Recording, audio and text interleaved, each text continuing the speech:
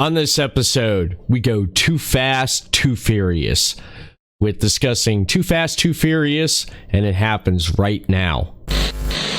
The Everett Lee Show podcast, a shot of entertainment.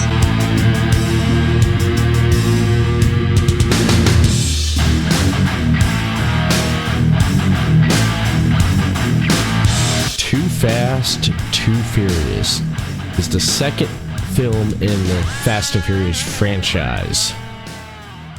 Came out in 2003, starring, right here, Paul Walker, Tyrese Gibson, Cole Hauser, and Eva Mendes. And Ludacris. Can't forget about him, because later on in the franchise, he plays a pivotal character throughout the franchise, but we'll get more into that here later. But Too Fast, Too Furious is the second film out of the Fast and Furious franchise. The plot for the film is former cop Brian O'Connor is called upon to bust a dangerous criminal, and he recruits the help of a former childhood friend and street racer who has a chance to redeem himself. The film was directed by John Singleton. If you're familiar with John Singleton's work, he's directed a lot of movies in his career. He unfortunately passed away in 2019, and I own one of his movies. He directed Boys in the Hood, Baby Boy, which starred Tyrese Gibson, Shaft, the remake of Shaft starring Samuel L. Jackson, Four Brothers that had Mark Wahlberg in it, and of course Higher Learning, one of the films that I own from John Singleton.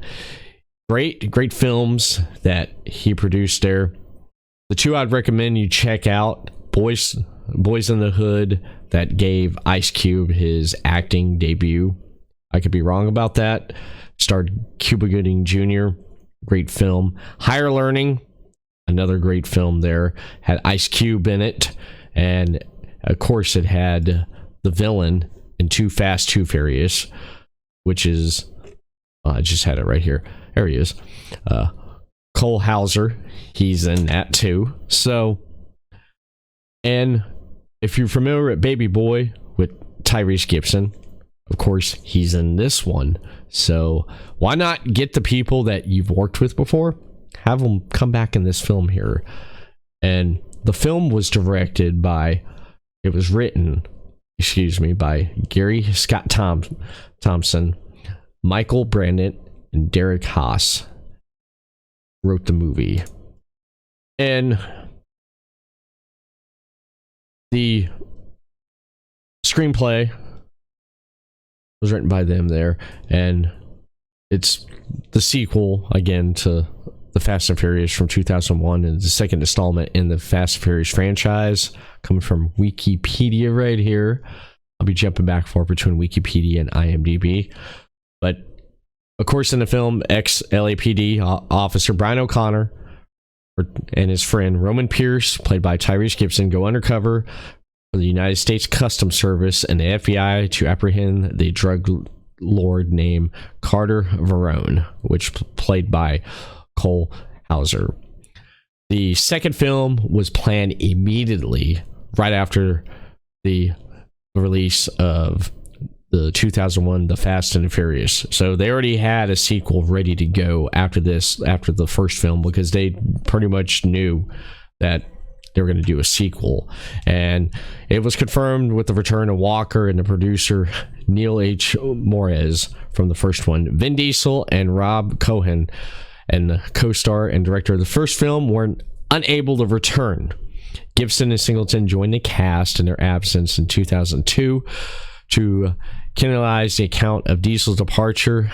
The short film, the turbocharged prelude to Too Fast, Too Furious. If you have the special editions, they came out with some special editions, the tricked out edition of the first film of the Fast and Furious. That's on there to watch. It shows what happens with Paul Walker, Brian O'Connor, after the first film, and it leads into Too Fast, Too Furious. And even on the Too Fast, Too Furious DVD that has that I own, or on the bundles, special edition, whatever, which one, you can find it on there too. And pretty much Turbocharge, a prelude to Too Fast, Too Furious, was produced in 2003 and released. Principal photography for Too Fast, Too Furious commenced in September 2002 and lasted until December, with filming locations including Miami and the surrounding areas in South Florida. Too Fast, Too Furious premiered at the Universal Amphitheater in Los Angeles on June 3rd, 2003, and theatrically released worldwide by Universal Pictures on June 6th. The film received negative reviews from critics, except Walker, and lack originality, but received some praise with some height-hearted tone. Too Fast, Too Furious was a box office success. It grossed in over more than $236 million worldwide, and making it the 17th highest grossing film of 2003 and the then highest grossing film in the franchise. The standalone sequel film, The Fast and the Furious Tokyo Drift, was released in 2006, which we'll be talking about, later on in these podcasts as I cover the Fast and Furious franchise. First off, before I get any more into this, I want to thank everyone that downloaded and listened and watched the first video of me talking about the Fast and Furious. Thank you so much. That means a lot to me. So, Too Fast, Too Furious. This film, originally, there was 2 scripts written. There was a script written without Vin Diesel's character, Dominic Toretto, from the first one, and there was a script written with him in it if he returned. So, with that said there, that Universal Studios had 2 different scripts commencing in commission right there, because they're pretty much waiting to see what Vin Diesel was going to do. The first script featured Vin Diesel's character, while the second script didn't, in case he did not return. He did not return to the Fast and Furious franchise was because, however, the reason why he didn't want to return was he went with the director of the first Fast and Furious to film Triple X, if you remember that movie right there. So he didn't want to, come on and do that. So that was why he was not in the second one, which we'll dive more into here in a moment. But some trivia here come from imdb.com, where you can find a lot of stuff. I find it interesting, the trivia for these movies and stuff, different little things. So much neon lighting was used in the cars that technical specialist who expert in that was in shooting neon on the film was kept on set at all times. And most of the cars were heavily reinforced with roll cages for the bridge jump. If you remember the bridge jump at the beginning of the movie when they were having the race there. However, the roll cages would have been too obvious in a convertible S2000. So the stunt crew rigged up a remote control version for the jump with a dummy in the driver's seat. And since they were filming this in Florida, South Florida there, Miami, while this movie was filming on one side of Cape Florida State Park on Cape Biscayne, Bad Boys 2, which came out in 2003, was filming on the other side of the park. So on one side of the park, you had Too Fast, Too Furious filming, and on the other side of the park, you had Bad Boys 2. So you had 2 sequels filming on opposite sides of each other there, which I find it neat. The first car you see Paul Walker drive in a movie was, in fact, not his own racing car in real life, which was said. Instead, it belonged to a technical advisor, Craig Limberman, and was repainted for the movie. It's true Walker had a love for street racing, but did not personally handpick all the racing cars in the movie as often described. The vehicles were first picked by Universal, and then some final decisions were made by Limberman and other advisors. The Mitsubishi vehicles were promptly in the film were originally going to be a Dodge Neon SRT4 variants before Letterman stepped in. The part where the Corvette crashes into the Mustang on the freeway was not planned, yet the stuntman walked away unscratched. Some parts of the ending were not scripted either, so the actors just improvised. The complete use as Verone's mansion, the complex, used for Verone's mansion, was formerly owned by Sylvester Stallone. Before the first race, there is a deep focus shot of three of the drivers and their cars turning one by one to look at Brian. When Brian rolled up there after Tej, Ludacris, ask anyone. I pick fourth man, anyone. They're like, anyone. So he calls up Brian. He's like, hey, you gonna come race? Let's go race. The slightly unnatural motions of their head and eye movements of the actors revealed that this shot was running in reverse. As actually filmed, the action begins with Brian and the moves down the line of the actors, finishing with Suki. When Brian wins the race, he power slides towards the crowd. Paul Walker actually performed the stunt himself, among any others in the film and the original, and he was a big fan of street racing and a good driver. To keep the feel of the movie interesting, John Singleton encouraged actors to improvise during filming. Many of the numerous moments on screen are ad-libbed, which I think is great because some little improvisation in a film doesn't hurt, because it brings out the best moments and best lines from movies with improv. I love improv when it's applied to it there. Before production of the film began, Devin whatever, I'm horrible at names, sorry, did not have a driver's license nor any driving experience. Suki, she had no experience. Kind of like Michelle Rodriguez and Jordana Brewster from the first one. Didn't have a license or anything, and they got that while during the filming of the movie. Same thing. This is the only Fast and Furious movie that doesn't feature at least a cameo by Vin Diesel as Dominic Toretto. And like I said before, the reason Vin Diesel did not appear due to filming XXX at the time.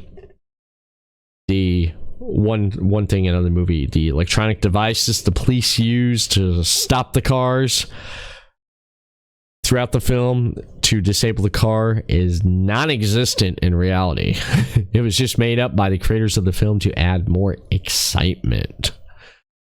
Rapper artist Redman was seriously considered for the character of Tesh, but due to schedule conflicts, the part was given to Ludacris, which I think that right there, this pretty much, this is what I find interesting about the little tidbits there about when getting casting for this movie here, because originally John Singleton wanted Ja Rule to reprise his role as Edwin character from the original Fast and Furious. Ja Rule turned it down, feeling, as Singleton put it, he was too big for the role. This led to Singleton to create the Tej Parker character, with the Ludacris ultimately cast. You see, the thing, it's like this, okay? The Ja Rule, he could have came back as Edwin. If you really think about this, because I thought about this when I read this, I said to myself, I said, really, this is pretty much what like he missed out, because apparently he wanted a lot of money just to come back to play Edwin, because he thought he was, that right there. He was offered like $500,000 for the role, which was more than what was paid in the last Fast and Furious, which was 1,500. According to Singleton, again, Zhao got too big for himself. He turned it down. He turned down $500,000. He was acting like he was too big to be in the sequel. He went and returned calls from, this is what Singleton said. The director then hired Ludacris as a substitute. Bridges would later rise. He would later rise to prominence for appearing in the film and star in later films such as Crash, Hustle and Flow. Additionally, cast also was Colin, Hauser as, Carter Verone. And again, of course, he appeared in Higher Learning, as I mentioned. And therefore, if you think about Ja Rule, role, if he would have went with it, Edwin would have been Fast 5, 6, Fast and Furious 6, Furious 7, Fast 8, Fast 9. He would have been in all 5 of those films, or 6 films if you count Too Fast. He would have been in it, man. It would have set him up, because if you look at how much money the 5th film would have made, it's still the highest grossing film out of all the films that's been released.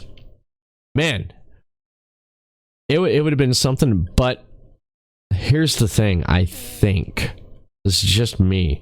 I feel that having that role right there, creating the Tej Parker role, Ludacris, brings a more of a serious comic relief element, which you see later on with Tyrese, Roman Pierce later on. You see Tej and Roman, how they interact and stuff. They become like the comic relief, especially during the 8th and 9th film of the movie, and some, in the 7th, but it started in the 5th, and from the 5th up to the 9th, you've seen that, how they interacted with each other. I don't think Ja Rule could have pulled it off like that, but who knows? But sucks to be him. He turned it down. He turned that down. It's like, wow. So once Vin Diesel dropped out, Universal delayed the film to allow time for the screenplay to be rewritten. They already had the story, but they had to rewrite it and stuff, make sure, with his character out. This led to the introduction of the new character played by Tyrese Gibson and Ludacris that have continued on in the franchise. The license plate on Rome's Mitsubishi Eclipse Spider reads Hater, which Hater. But John Singleton was a fan of the first film, and he was thrilled that the opportunity to direct the next installment. He went to see the first film, and he was like, wow, this is great. Pretty much, again, he's seen it. When John Singleton had seen the first film, he was awed by it, by saying, quote, "When I saw the Fast and the Furious, I was like, damn, why didn't I think of that? Growing up in South Central LA, we had street racing all the time." Singleton's rave reaction of the film, as well as the culture of street racing in general, influenced his decision to direct the sequel. The director also claimed that the concept of street racing could be something young audience can relate to. One of the things that he credited to as his influence for the film, another film he credited Top Gun as a major influence for the film, particularly with regards to the action sequence. Top Gun, man, has some great action sequence still. I haven't seen Maverick yet, but to me, from what I've seen, yeah, it's pretty much, yeah. Okay, so you got John Singleton, who directed a movie like Boys in the Hood, and then his inspiration for action, Top Gun, all together there.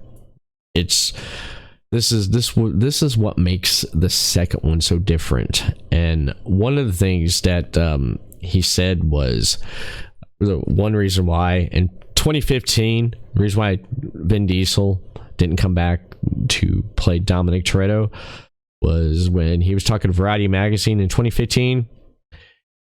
He was less taken with what the screenwriters had in mind for the film. This is what he said, quote, "They didn't take a Francis Ford Coppola approach to it. They approached it like they did sequels in the 80s and 90s, when they would drum up a new story unrelated for the most part and slap a name on it." However, Diesel reflected on his decision in the July 2014 report from Uprocks, saying, quote, "I wouldn't have said don't walk away from it just because the script sucked in Too Fast, Too Furious, because there's an obligation to the audience to fight no matter what to make that film as good as possible. I might have had a little bit more patience or belief in the long term of it." So that's why he didn't do it there. The last Fast and Furious movie, Too Fast, Too Furious, to be released on VHS. They were making that transition there from VHS over to DVD, which later they came out for a short time. Their HD DVD, which went up against Blu-ray. Blu-ray won the war on that. And I mean, they still make Blu-rays and they got streaming, but this was the last one to be released on VHS. The helicopter scene that was shot on the roof of the Miami Herald. And early draft of the script featured a scene where Brian played a game of pickup basketball with Roman's cousin Flip and Samuel. Flip was to be played by rapper Fabulous, and Samuel was to be played by Alonzo Mourning, which they didn't do it. During the filming, the transition for several of the cars had to be constantly rebuilt. They were sent out to local shops in Miami They were sent out to local shops in Miami named Alonzo Transmission to be rebuilt. Alonzo Transmission. Yeah, actually, I read this for the first time. And deliver back to production crew who would have installed them back into the vehicles themselves. Due to the production schedule, these had to be rebuilt on a very tight schedule, and the shop would sometimes have to work weekends and overnights to get them rebuilt in time. The large garage scene towards the end of the film was actually work location the production company used to swap out transmissions once they received them back. Security was so tight at the facility that before being allowed in to deliver the transmissions, the shop representatives was checked to make sure there were no recording devices, or they even had to surrender their cell phones. As of January 2016, Alonzo Transmission still has a letter sent to them by the production company after filming had wrapped on display in their waiting area. The letterhead lists the movie title as The Fast and Furious 2. They had to keep everything tight-lipped. I remember hearing on the news that they had to shut part of I-95 southbound down because they were filming Fast and Furious right there. This entry, active development immediately after the Fast and Furious, proved to be a box office hit. Yeah. 50 Cent, check this out, was considered the part taken by Tyrese Gibson. 50 Cent as Roman Pierce. He was considered that. The lowest rating Fast and Furious movie to date. Let's see where else. Oh man, there's so much tidbits here that you just keep going and going and going and going and going about, but I think that's pretty much right there in that. I read reviews and stuff from people. A lot of people like this movie, a lot of people do not like this movie. Which I find it funny. I mean, it had a good soundtrack. If you really look at the soundtrack too, I mean, you think about this, there are some good parts to this movie, some good stuff. I like Roman when Brian and Rome ended up doing the test by Carter, and when they got back to the house there, Roman, we hungry. I love that. And he steals Verone's cigarette cutter. I find that really funny there. You know, some moments there. I like the chemistry between Paul Walker and Tyrese Gibson. If you own the DVD Blu-ray of this, man, the outtakes can tell you right there that you could tell these guys had a lot of fun filming this, and with the improvisation with this movie here, which I think is just great. But the music score is great. I mean, you got Ludacris on there on the soundtrack. You also got David Banner, Like a Pimp, that opens up the movie. Dun dun dun dun dun dun dun dun dun dun dun dun dun dun. I love that. Like a Pimp. I mean, good times. But I mean, it's a sequel. Okay, it's one of those sequels. Again, they hashed up a new story, but it was a continuation of like what happened to Brian O'Connor. What happened at the end? What did he do? Okay, he took off the Miami, met some street racers. He ran into Bilkins, which I thought was pretty neat there, with that right there, played by Tom Barry, Agent Bilkins. He was back, and when he seen him, he was like, shit. Oh, fuck, man. Here we go. All right. Hey, Bilkins. How you doing? You're a long way from LA. That's, if you really look at it, there was 2 returning characters from the first movie. Brian O'Connor and Agent Bilkins. People forget about that. Oh, no. The only person that was in that. No. Bilkins was in the first one, man. FBI agent. So he cuts him a deal. Bilkins is like, look, here's what you got to do. Okay. If you don't do that, then we're going to put you away. Whole rap sheet of everything and all the laws and everything, aiding and whatever it is you did in LA. But the movie, it's a standalone movie. That's all it is. The story, it's not too bad, but it's just a standalone movie there, which, I mean, you just take it for what it's worth. People get really upset about stuff, man. They do. Like, I'm looking at the reviews here, user reviews, which I think is great. People put 10 out of 10. Okay. Definitely a very underrated entertainment, solid action flick. To me, this is the best one. Almost as equally entertaining as the first. People liked it. Some people didn't. I like how right here, I laugh when I read this stuff here with IMDb gave it a 5.9 out of 10. Rotten Tomatoes 36%, and the Metacritic, whatever that is, give it a 38%. But 88% like this movie. I mean, at the time you're like, oh, come on, this is the sequel to the first one, really? But then, of course, you get those good ones, like I said, and then, of course, you want to get the review rating. There we go. All right.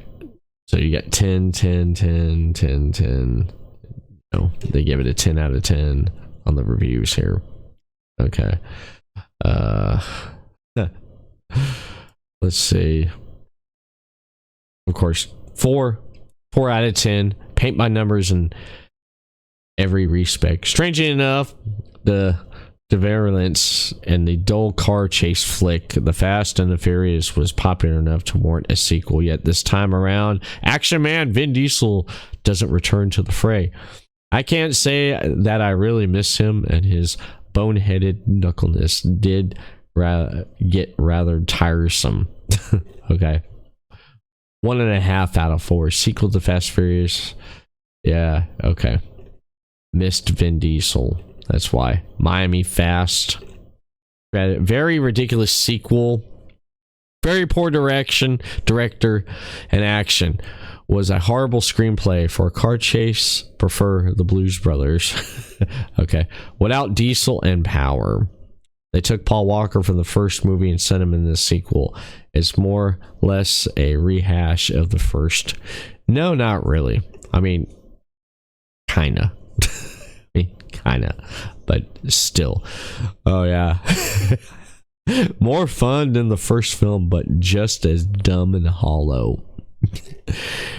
Come on, you just watch it for the entertainment value. You're gonna love this movie. You're not. I personally like this movie because it introduced some long-term characters in the franchise. You got Tej Parker, you got Roman Pierce. All right, you got those two that introduce later on in the franchise. I like the beginning scene with the car race, with the race. I like the ending with the car chase. I like those stand out a lot. And then of course when they're racing for the muscle cars, so they can have decoys for later on with the car chase thing, with the scatter or whatever it was, the scuffle, whatever you want to call it, which I thought was pretty neat, And of course, Roman Pierce, Tyrese Gibson's comedy, He's like, kiss my ass, puto, with the lighter. And of course, she's like, hey, cuz, look at this. You want to see that? Hey, he's like, this is American muscle. He's like, you want to see what I can do here? And he bounced the dude off the head and he hits the button and the seat throws the guy out. Ejectocito, cuz. Excuse me. But yeah, this film has its moments. I like it for what it's worth. I didn't take it too serious. Good follow-up for Brian O'Connor. See what happens with him. And if you like it, you like it. If you don't like this. That's all I gotta say. Nothing more, nothing less. But our next podcast, we'll be talking about one of my favorites out of the franchise that became one of my favorites over time, which we'll be talking about on the next one, Fast and Furious Tokyo Drift. But besides that, I have nothing else to add or take away from Too Fast, Too Furious. I want to thank everyone for downloading the audio portion of this podcast and viewing the video portion as well. Everett Lee signing off. Everyone have a good week, good day, good night. And I'll see you next time for another new episode of the Everett Lee Show. Peace. Follow the Everett Lee Show on the following social media platforms: Facebook, The Everett Lee Show; Twitter, @the Everett_Lee; Instagram, Everett Lee. Subscribe, follow The Everett Lee Show on the following platforms: Anchor.fm/Everett Lee Show, YouTube, Everett Lee, and Johners Podcast Network, WrestlingWithJohners.com.